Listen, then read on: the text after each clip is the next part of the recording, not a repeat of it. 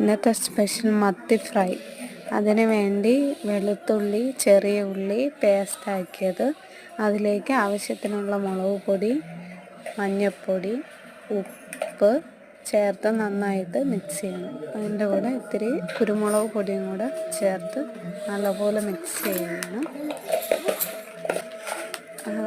Mix ചെയ്തിട്ട് അതിലേക്ക് നമ്മൾ വൃത്തിയാക്കി വെച്ചിരിക്കുന്ന മീൻ ഓരോന്നോരോന്നായിട്ട് ചേർത്ത് നന്നായി പുരട്ടി വെക്കണം.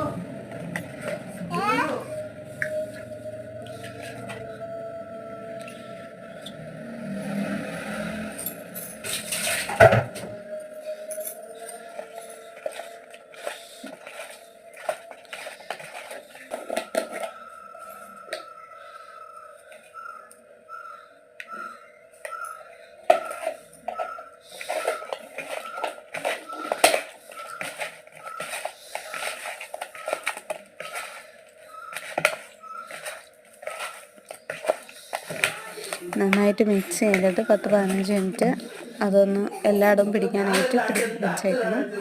അത് കഴിഞ്ഞിട്ട് ഗ്യാസിൽ നമ്മൾ എണ്ണ ഒഴിച്ച വീഡിയോസ് ഒന്നും പിടിച്ചില്ലായിരുന്നു.